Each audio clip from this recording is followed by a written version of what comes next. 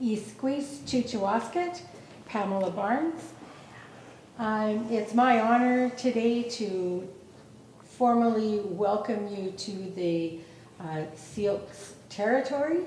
And so before I do that, I want to share with you a little bit about what our lands mean to us.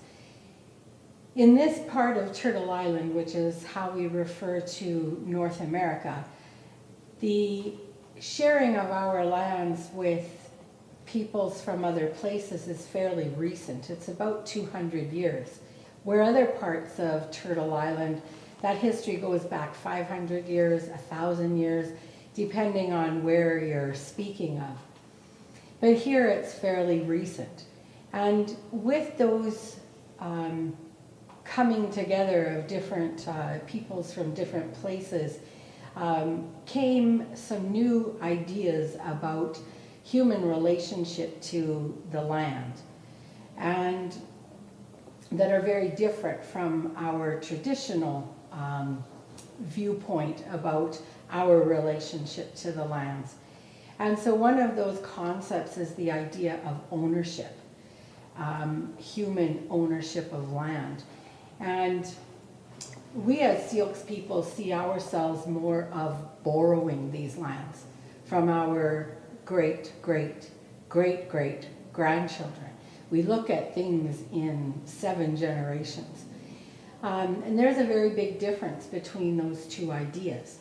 So if I own this necklace, I can sell it, I can trade it, I can give it away. It's mine, I can do what I want. It's up to me how I choose to care for it. I can take great care, or I can toss it aside. Again, it's mine. I can do what I want with it. If I borrow this necklace, everything changes in those relationships. I cannot sell it. I cannot trade it. I cannot give it away. And there's an expectation that I take the very best care possible. And when I leave it or return it, that at least it's in the same condition I found it in, and if at all possible, in better. So those ideas are very different. And it's with that understanding of our relationship to these lands that we first welcomed people to the traditional unceded territory of the Syilx people.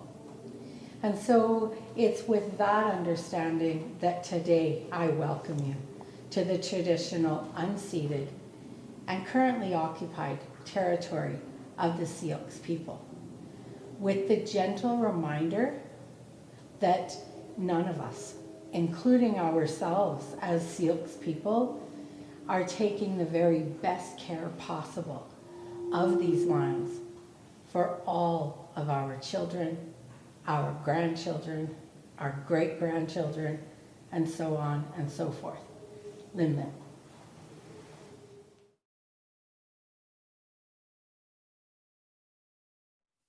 Good evening. Hello, everybody. My name is Sumi Ali. I'm one of the education coordinators here at Kelowna Art Gallery. On behalf of the Board of Directors and staff, I'd like to thank you all for joining us. I'll begin this evening's talk by acknowledging that the land on which the gallery stands is the unceded traditional territory of the Okanagan Syilx people. Before we start, I would also like to thank our sponsors, Raymond James, for this exhibition. So today, the Kelowna Art Gallery is pleased to welcome Annabelle Stanley, the artist behind our exhibition, The Circle of Life, which is currently on display in the gallery's Rotary Courtyard until September of 2022. Annabelle grew up under the umbrella of an artistic family, and she is trained under many other artists, such as Peter Faulkner, a coracle builder, Martha Cloudsley, a BC-based weaver, and Julieann Worrall Hood, a willow weaver from Wiltshire, England. Annabelle sources her materials throughout the Okanagan Valley and from her vineyard in West Kelowna. She has held many exhibitions in New Zealand, here in BC, and was featured in the New Zealand Gardener, New Zealand Cuisine, on New Zealand national television and was in the first edition of Sculpture Pacific in Canada. So just a few housekeeping rules before I hand over to Annabelle, who will be giving us a sneak peek into her studio and her current projects. So if you could just please save your questions for the end of the talk during the 15-minute question and answer period. At that time, you can type your questions into our chat bar and we will do our best to address them at the end of the talk. It's also important to note that today's lecture will be recorded and is available for future viewing on our website. So thank you, enjoy the talk, and I'll hand you over to Annabelle Stanley. Thank you very much, and yeah, welcome.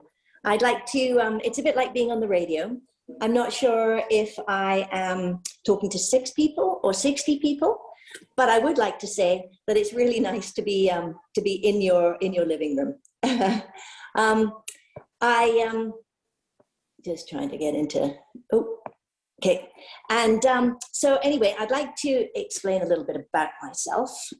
Usually when I'm in my studio, welcome to my studio, from your living room to my studio, I'm usually got a toque on my head. I've got my big ski coat on because the heating is not great because my studio is away from the house.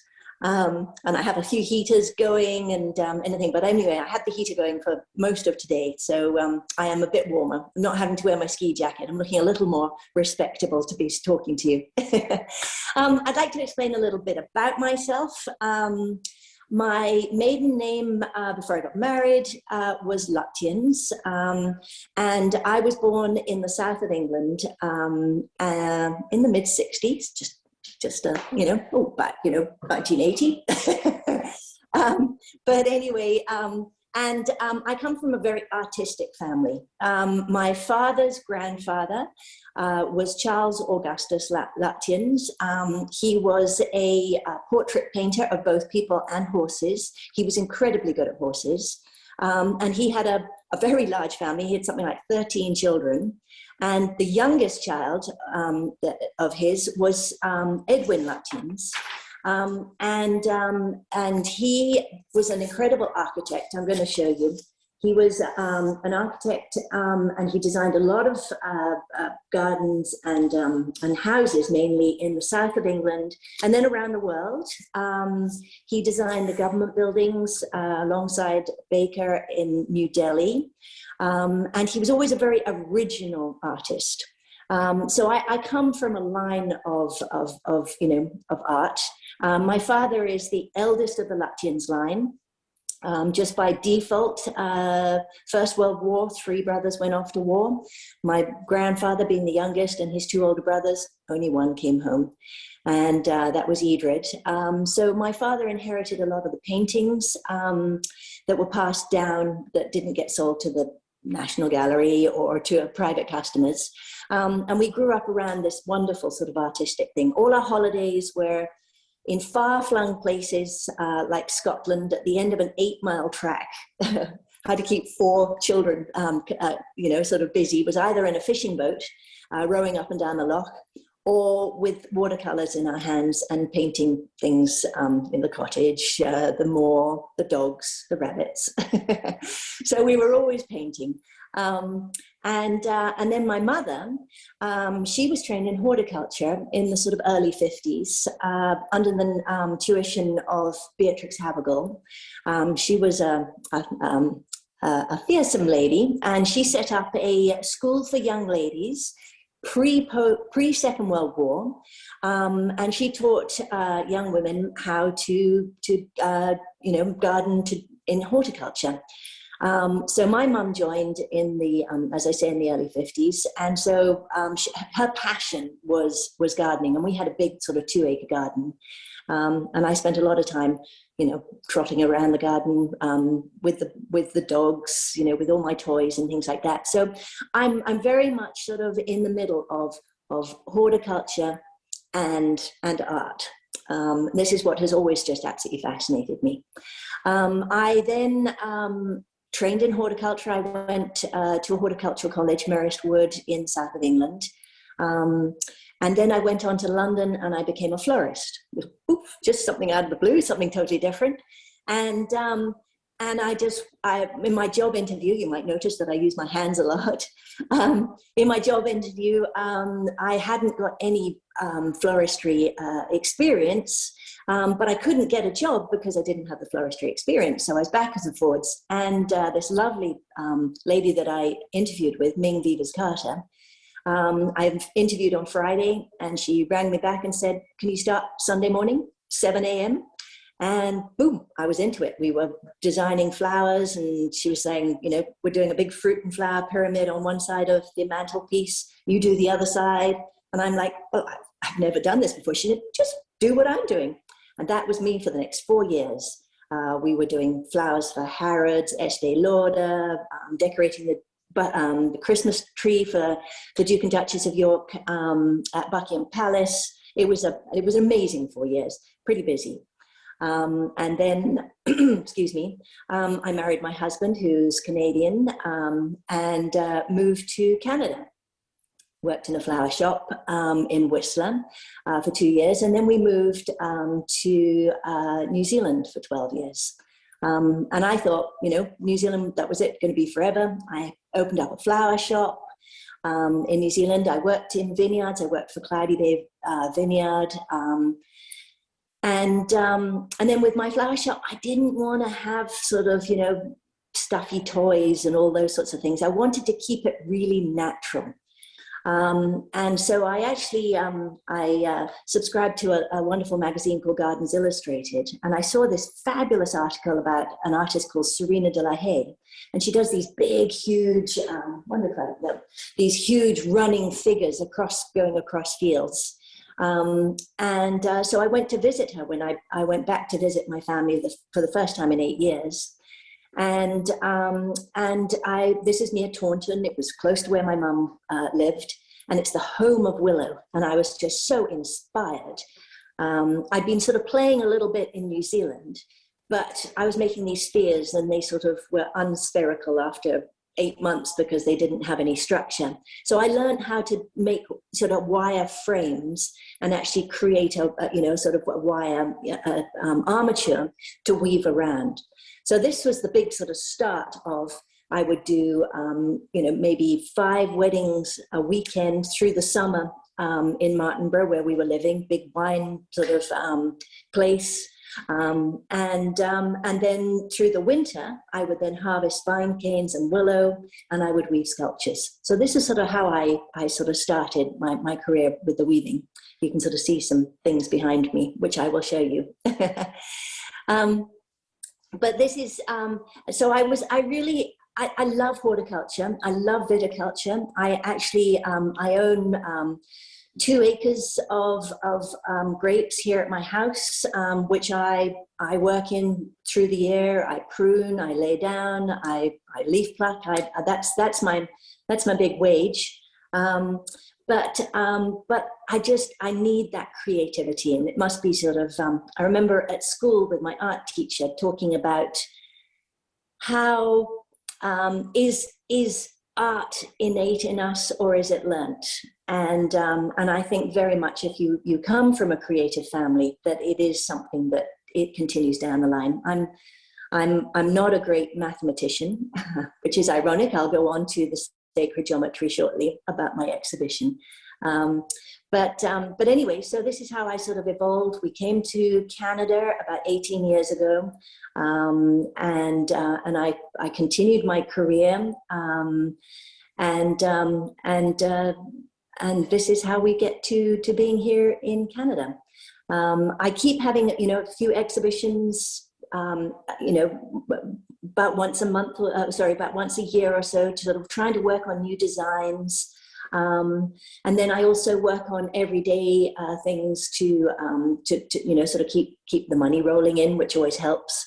And I love to hike, I love to ski, and those also combine, because when I'm out hiking, I cut a lot of my material, dogwood, alder, willow, all those sorts of things on my shoulder in a trolley or whatever. I'm hiking it out and bring it back to weave with. So I'll just grab something here. to give you an idea, this is all natural colors, and these are all sourced from, many of these are actually sourced from up in the mountains, where the cross-country ski trails are cut, or also along under the pylons where they've cut. So this is sort of 1 year growth that's come up. And I've got alder in there, I've got dogwood in there, I have willow, and I just love the natural colors that nature gives. And this is, you know, my sort of signature of the natural colors, and it smells delicious too. Reminds me of hiking out there. So my dogs are very happy. My son is very happy because he's a cross-country skier for Special Olympics. I'm also a coach for Special Olympics. So this is how we've got to this stage here. So now we're going to talk a little bit about the exhibition that I was very honored to have accepted at the Kelowna Art Gallery. I've had this concept for quite a few years. I originally, I find that the bees certainly in the Okanagan are, you know, and the bees around the world are incredibly important to our food source. The honeybees are a minor part of the Okanagan. I think it's about 96% of bees, of our pollinators, are actually wild bees, and only about 4 to 6% are actually honeybees.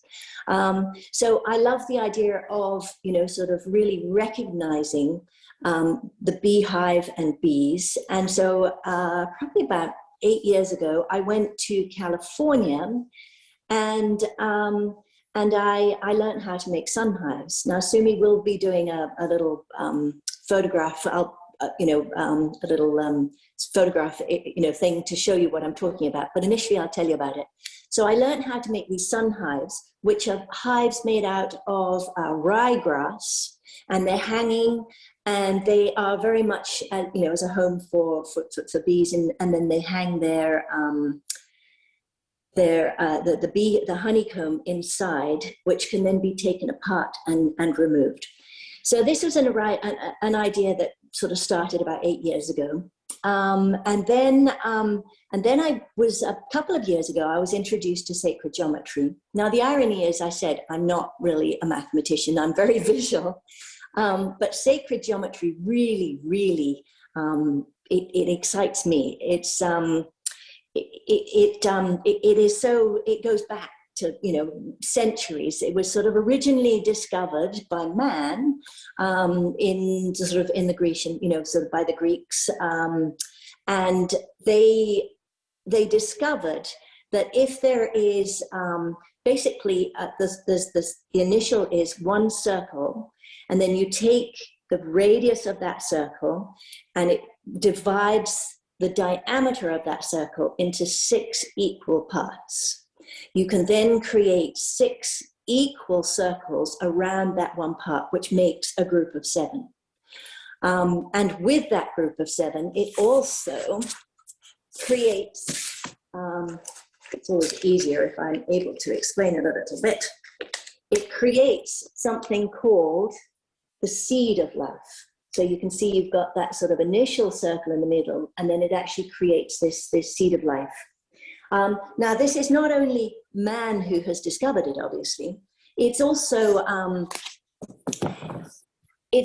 in nature as well. And so it's amazing how it reflects in our mathematics and also in nature. I mean, we've got things like I have to read this because it's with the musical scales. You've got the 7 notes, and A, B, C, D, E, F, G. That's group of 7. You've got the colors of the rainbow.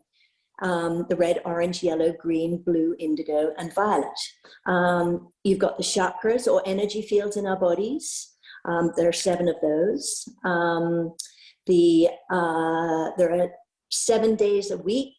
So, I mean, it continues. And so I'm always fascinated by that. But sacred geometry actually started with the Fibonacci spiral, which is very much how our faces come together. And with that spiral, it is reflected a lot in nature. So you'll discover that this is this most fabulous book I've got here, and it's the Hidden Geometry of Flowers by Keith Critchlow. And it's interesting how when you have an idea, another idea flows and another idea. So this isn't just an idea I've had just in the last year. This has been sort of building for the last 8 years plus, because you're coming back to the circle of life, the circle of life. And I've been making spheres for now over 20 years. They were the first thing that I created.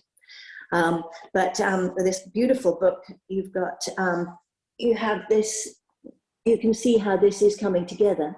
So you start with the inner circle, and it goes out, and it goes out, and it goes out. And then it spirals with things like the sunflower. I mean, it just sort of continues with all the different flowers as well. So it's down a rabbit hole, which I'm not very good at explaining on a mathematical term, but I'm better at explaining on the artistic side. So I decided I was going to make actually a bee skep, which the original bee skeps were this sort of shape. Obviously, this is a smaller size. And the farmers used to put a board underneath, and they'd move the bees around. There'd be a little hole in there for the bees to get in and out. And in the winter, they'd stack them up on a shelf, keep them nice and warm and out of the winter, the weather. And then in the spring, they'd put the board out, and then they'd move them, and then they'd move them to the orchards to pollinate all the different fruit trees.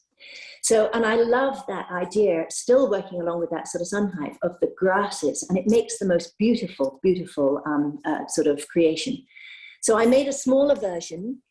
I then made another smaller version, and I was having this idea that perhaps I would have it so that small people could climb in and out of my exhibition and be part of it. But then I actually discovered that that could actually be rather dangerous, because they might knock it over or all sorts of things. So then I continued with the idea of the sun hive, and I created the bee skep on top of a wine barrel in the courtyard. And then I've actually made a whole bunch of little wire bees to be around and inside the bee skep. And I've got it lit up on the inside, and I've woven a honeycomb coming down. And as you come into the courtyard at the gallery, you can actually look inside, and you can see my concept of the beehive. And the whole reason for the bees in sacred geometry is that their honeycombs are hexagonal. So it's that six-sided, so it's like those 6 circles going around the outside. And also it is circular. So we're still keeping along with that same idea. Then I actually have woven a large sacred geometry sort of seed of life up on the wall. As you walk into the courtyard, you'll see it up on the wall right in front of you. And then also, then I've created a whole bunch of spheres, vine cane spheres, which I have asked the public to be interactive with. So that when you walk in, every day that you walk in, it's always changing, and it's always growing. And over the year, I will add more spheres, so there's more to play with. And I've also, I was asked to supply some seating, and so I went off to Restore and got some wonderful sort of IKEA secondhand chairs, because again, I didn't want to use sort of new stuff. And I took off the seats and the backs, and I've woven seats and backs for the chairs. And again, these are interactive, and they can be moved around. Sumi, this is probably a good moment. We'll do a little gallery to explain what I have been explaining. Okay, Annabelle, can you see the slides there? Yes, I can, and that's me weaving away. Okay, and actually if we go back a second, the original bee skep that I started to weave, that I'm holding there, my lovely new puppy that I got, not the one that's just behind me there, but I've got a Labrador that I got who, he proceeded to chew the first bee skep that I started to weave. So that was a tentative start. But anyway, we'll go on to the next slide. Dogs, don't we love them? So this is one of my early beehives that I did. Oh, we're going to just go back. So this is one of my early beehives that I did. And I just made it sort of egg-shaped, and then I wove all the little individual bees, and I did a flower onto it. And as you can see, and I used it as a lamp, which you could just turn on and off with. So this was probably about 10 years ago that I wove, that I started this one. So it keeps going back, keeps going back. Okay, next slide. And this is when I went down to California. Up on the top, you can see the sun hive actually hanging from the roof. And I learned from a wonderful guy called Michael Teal, who's so dedicated to bees. It's just absolutely wonderful. And he, and very, very precise. They have this incredible frame that is woven over and then taken off the frame. And I took the dimensions of the frame, and I just never quite got back to actually making another sun hive, but keep on going. But it gave me this incredible ability to learn how to stitch with the ryegrass. All right, next slide. And there is the sun hive hanging gloriously. And the bees alight on the little foot at the bottom, and then they crawl up inside the sun hive, and they actually, they start their honeycomb up in the top. And you can remove the top, and you can quietly remove a little bit of honey as you wish, but leave enough for the bees behind. Okay, carry on, next one. And then, as you can see, this is Michael actually taking apart, basically just taking it apart, and you could actually see the bees up inside. The noise was fantastic, and he's so super calm. He doesn't wear any bee suits or anything, but you can actually see there's a rendering on the outside of the beehive to make it waterproof. And that is originally, and it should be, lactating cow dung, because it's nice and slippery and sloppery, and then it just weatherproofs the hive. And I have heard that bees, when they're being attacked by hornets, they'll actually bring back cow dung to the entrance of their hive, which puts the hornets off. So I wonder if by accident, the lactating cow dung is also, it frightens away all the hornets and other things. Okay, next one. And then this is stitching up of the beehive. This is me making, this is the bee skep that I made. And you can see that wonderful spiral. So this is like the Fibonacci spiral. This is the spiral of the sunflower. It's that wonderful, just continuously out and out and out. And all natural grasses. I used some wild grasses that I sourced up at the ski place up at Telemark here in West Kelowna. And then as I got bigger and bigger, then I used Carl Forester grasses, and I put the word out to all the landscapers, or to several landscapers here in Kelowna and West Kelowna. And I was just inundated with deliveries of grasses from all female gardeners that actually delivered, which is fantastic. So it is thanks to them that I acquired a wonderful amount of material. Okay, next one.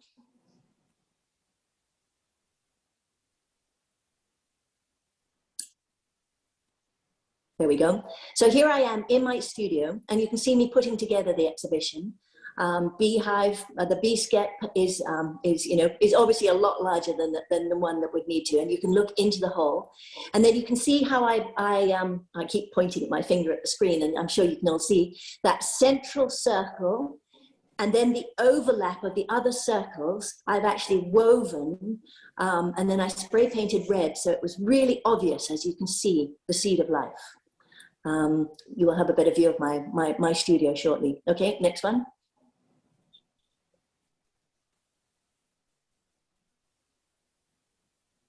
And then this is inside the B-skep. And in fact, I have made a wire frame in there just to give it a bit of stability over the year. I was a bit worried about it falling apart because I haven't sort of, put anything on the outside. But you can see the little lights, and if you look very carefully, you can see the little bees and then the woven honeycomb inside. So it's rather, and it's wonderfully warm. When you put your hand inside the hive, it's got a really nice sort of warm feeling about it. Okay, next photo. And this is putting together the sacred geometry, and you can see how I'm just starting to weave up the petals of the seed of life. Okay, next one.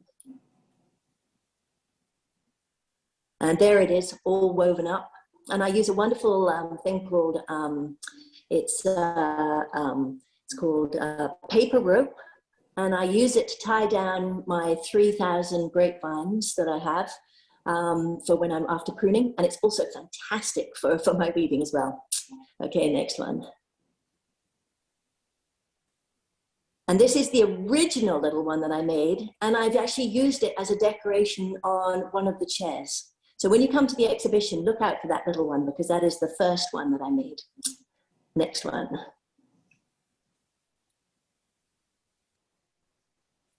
And this is another chair back that I've made. And you can see the wonderful colors of the dogwood and the other grasses. And you can see I've used mosses in there. And then I've stitched those wall panels together. Next one.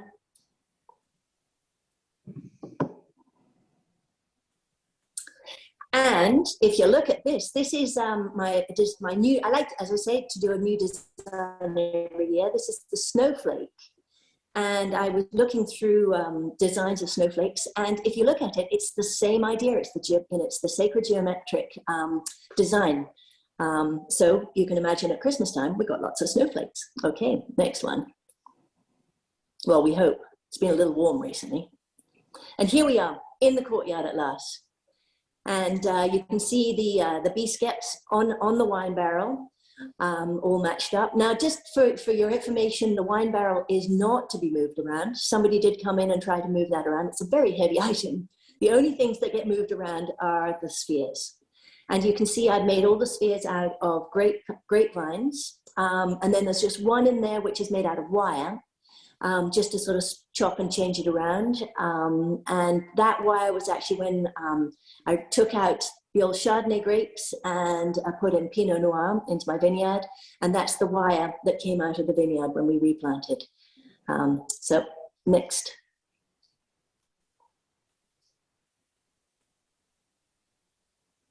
And you can see now we're going to just go through a little bit. This is now suddenly how the exhibition does change. You've got the spheres over on this side, and then next photo. Next to me. And you can see this is actually my father-in-law. He came on the first day the exhibition opened up, and I instructed him move them around. So he's placing them around. He's being an artist within the art exhibit. Okay, next one. And there we go. Somebody else has had the wonderful idea to change them around to this idea. Next photo.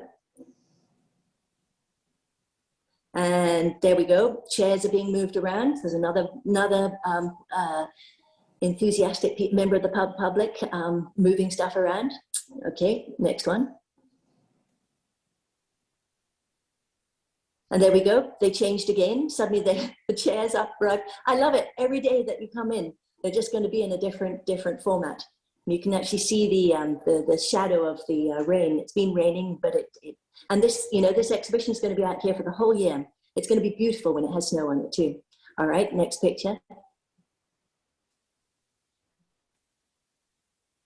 And then they moved again. Next picture. And I love this one. Somebody's really playing with the chairs too. But you can see how I've woven the chair seat there. It's good explanation. Okay, next picture.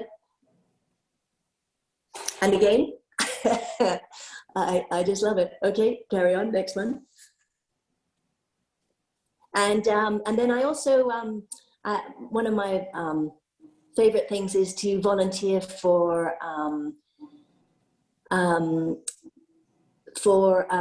people with disabilities, Cool Arts. And so I did a workshop with them a couple of weeks ago, and then we walked them over from the Rotary Centre of the Arts over to the art gallery. And they had such fun. They were really getting into changing all the pieces around too. Okay, next photo. And when I'm not in the gallery, and I'm not in my studio, I'm out in my vineyard on my tractor.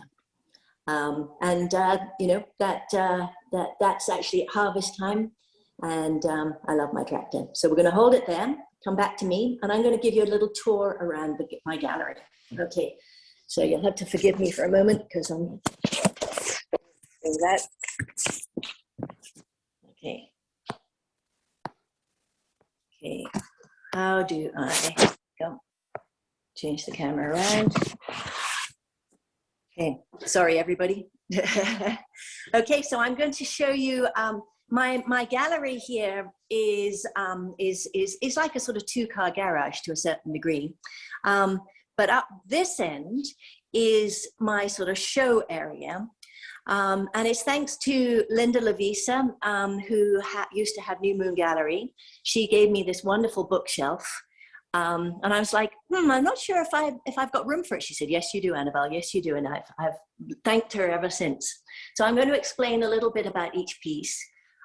This is one of a couple of years ago when it was a really, really wet spring. The grasses up in the mountains were just absolutely huge, which also burnt down a bit later in the year. But I went and harvested a whole bunch of grasses. And you can see with this basket, I've got all these wonderful, just different wild grasses. So I'm very much sort of what I gather, I then create with. You can see we've obviously got Christmas time coming up. So I've been weaving some little Christmas trees. Now the quail. When I first went, my next visit to England, this is when I went to visit Julieann Worrall Hood, and she taught me the concept of making a wire armature. And this is the chicken that I created, which is not a beautiful piece, but it was my first piece, and I was very proud of it. And it did have willow on it, but which has since disintegrated. But then I was thinking, chickens are not so Okanagan, but quail are very Okanagan. So you can see here, my mother quail, and then all my little quail. So my quail have been, I really enjoy making those. And I make them with a wire armature, and then I weave around. You can see sort of more quail. And then going to New Zealand, I discovered I couldn't send anything that was wooden to New Zealand. So I actually made a one-dimensional quail, which was a lot cheaper to send by mail, and I made them out of wire. So sort of swinging backwards and forwards. You can see all the different baskets that I have here coming down. I might even just grab this torch so that you can see. So you can see how I'm using grasses into these baskets. I have a heart behind, which is still the wire armature around. And then this is one of the spears made with the vine canes, which you will find at the art gallery. Now, obviously, there are things that I have to do, like the baskets and things that just, you know, that sell nicely. But I really like then working on some more artistic pieces. And you can see this is, this is a yoga series that I did. And this is the fish pose. And you can see the figure is made out of willow. And then the figure that it's depicting is made out of wire. So you can see that's the fish pose here. Then I've got the eagle pose. So once again, the figure is in willow as we move around. There we go. It's not one of my favorite yoga poses, but you actually have to do it. And then the actual head is actually is mastered off the hawk hoods that are used for when people are using hooks for, you know, catching rabbits and things like that. So I've done that. And then I also did downward dog. And you can see the yoga pose is in Willow, and then you've got the wire pose as the dog. I really enjoyed, and I was inspired by First Nations when they do those beautiful drawings with the animals within the animals. So I love that idea. And then you can see I've woven a moose head. You know, you don't have to stuff the old thing. You can actually create it out of willow. And you can see how I've got, you know, pieces of moss and things like that in there. My ex-husband actually said that whatever I wanted, I have to hike out. So I've got quite ingenious about hiking things out. And then this is a kokanee salmon and spawning. And then I've got a smaller little kokanee salmon just down here. So I just love the creativity that willow and dogwood and all of these wonderful sort of pieces give. This is a piece I did for Julia Trops put on an exhibition, and this was from James Joyce's, and she wore a flower in her hair. So this is the mermaid, and then this is the year of the grasses, and I've woven a really nice woven panel there. And then I got into, this is another woven panel I did. You can see the picture just up in the top left-hand corner. That is what it's based on.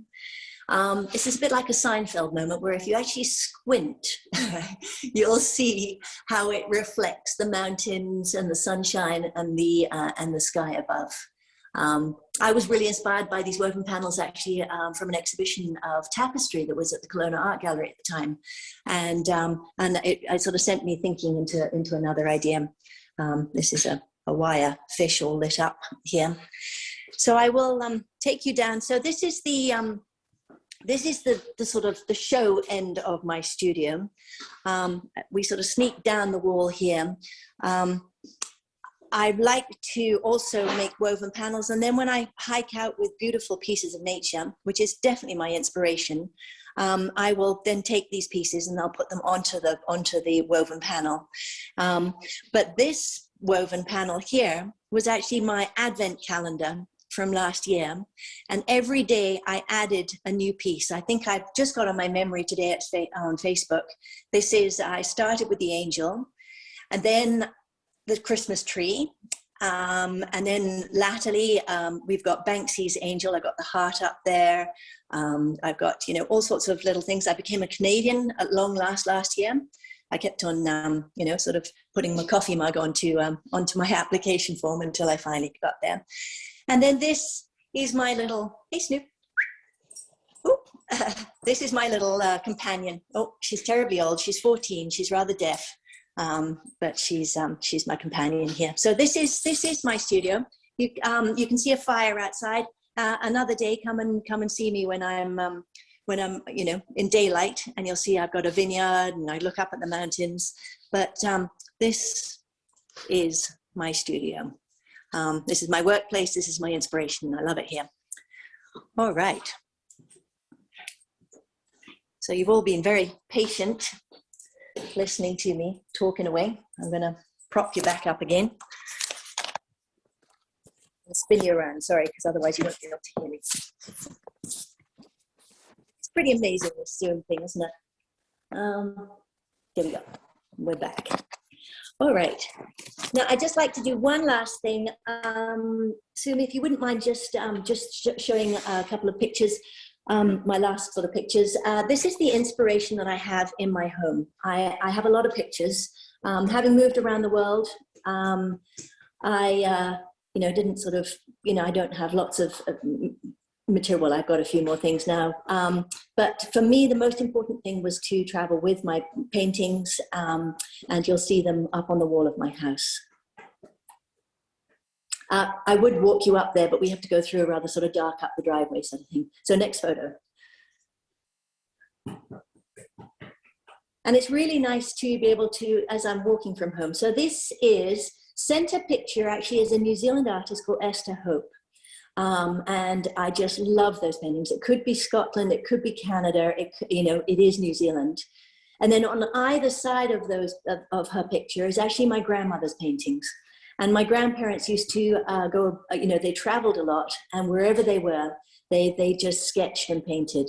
My grandfather was actually in Egypt in the First World War, and I've still got his sketchbooks from that time. So it's really special.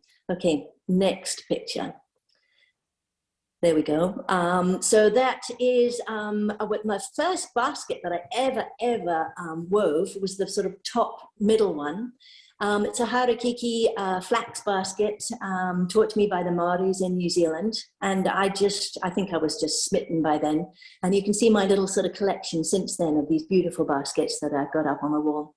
Okay, next picture.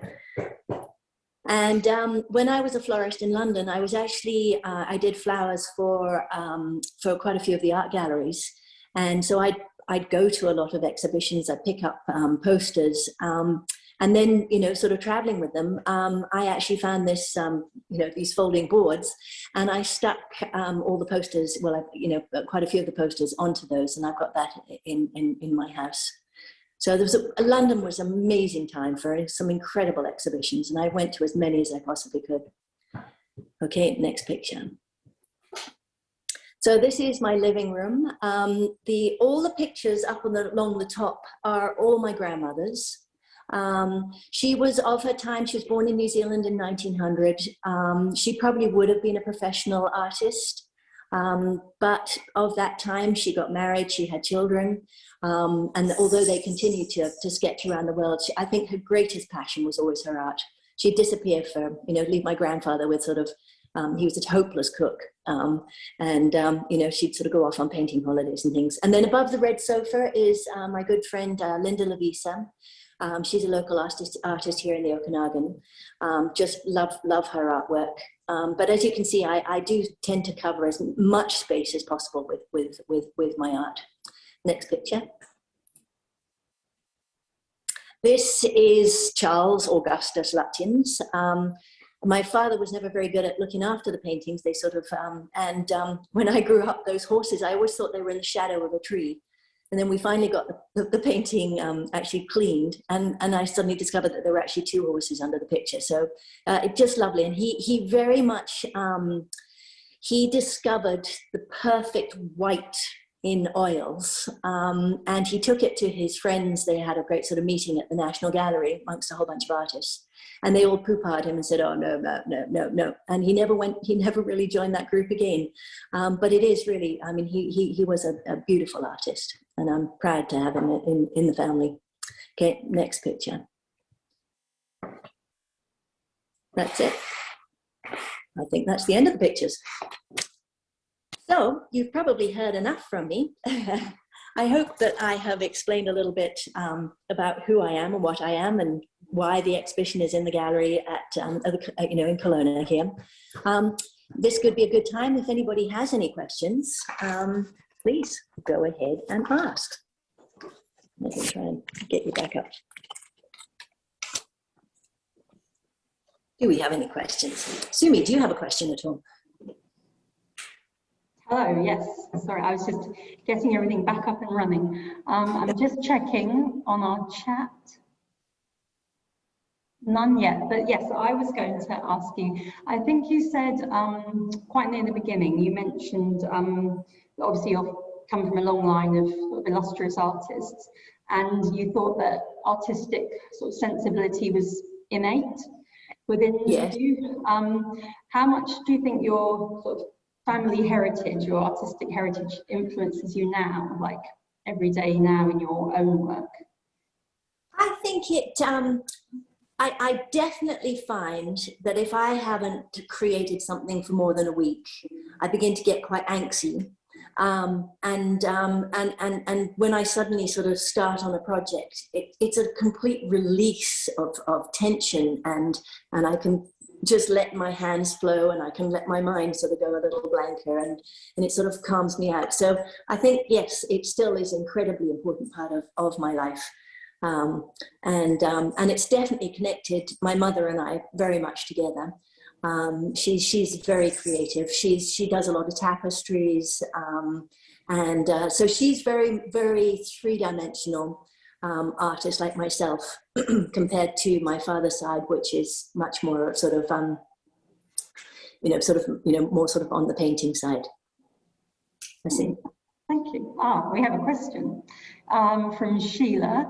From a practical point of view, how do you protect your hands from the abrasive nature of your materials? Good question. Well, I do wear gloves quite a bit, but then after a while, I tend to sort of forget to put the gloves on, and I'm working away. So they get a bit cut up, I'm afraid, and they've got pretty strong and pretty tough. They're not beautiful. As my grandmother used to say, it's better to have practical hands than beautiful hands. But, I mean, the beauty of being in Canada, when it's cold, gloves are incredibly important.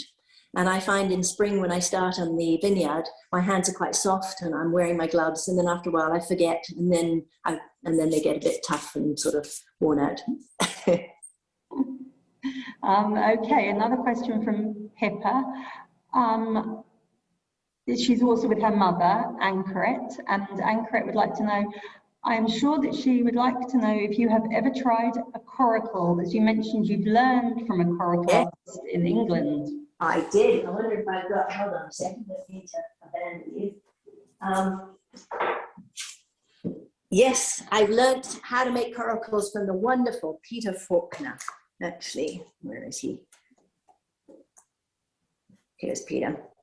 So I went to Wales, and it was during foot and mouth. I was living in New Zealand at the time, and so there was no way I was going to get a coracle back from England to New Zealand. I mean, New Zealand would have just had a heart attack. So I didn't have to pay the full tuition, which was wonderful. So we made a coracle together, and he had a customer that he was needing to sell to. So we did. This is actually an article from Gardens Illustrated of him making the coracle. So we spent a weekend. I drove to Wales. I left my rather active young son with my mother, which I think was quite an adventure. And I had a lovely weekend, and in Wales. And Peter was wonderful. He was ex-Marine, so everything was very precise. And yeah, he was just fantastic, a great teacher. So that's what really taught me, as my first basket making sort of techniques, and then stitching the actual cowhide over the framework to make it waterproof. Did you actually float it? Did it work? Yes, it did.